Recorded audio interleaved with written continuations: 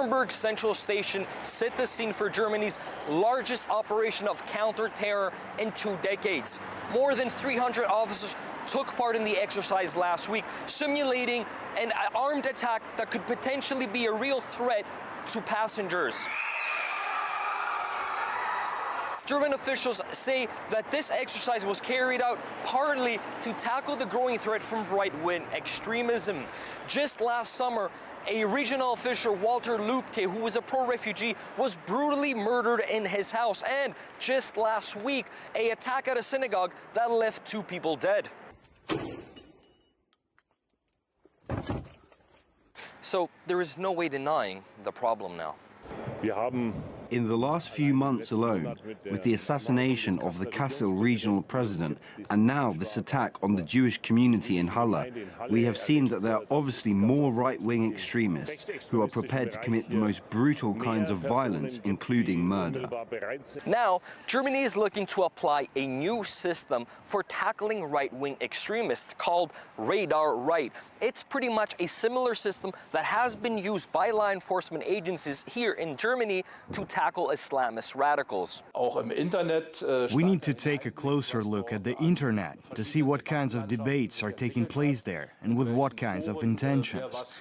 Also, it is possible to increase surveillance of the dark web. Legal powers to access information should be expanded so that the tools are the same as they are in the real world. Federal criminal police here are looking to establish a central office to combat hate crime online. In a sense, this means that the authorities will have greater access to data online, and the idea is supported by many politicians.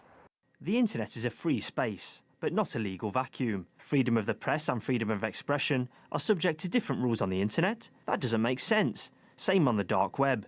Many things are completely beyond the control of the state. I realise that control is not easy, but nevertheless, everything should be controlled as much as possible. It is a common misconception that authorities can monitor everything online. So far, they have been given a bow and arrow to fight extremism and terrorism. They need to use artificial intelligence to filter out videos and posts from right-wing extremists, for example. However, some are concerned that the noble job of tracing extremists can turn into something more dangerous. However, some believe that the noble job of tracing extremism could potentially lead to something more dangerous. I think there's always a danger that the secret services violate the privacy of normal people and of political parties which are not in favor of the present government. This has always been like this, and I think this would always happen. But we have to be very careful, and we have to say, no, stop, we don't want this in a democratic society. So while it's all show and rigorous training on the ground in Nuremberg, German police and politicians do agree on one thing, that online Germany is failing to curb violent content. But how deep is the public going to allow authorities to dig into private data online if it roots out violent threats?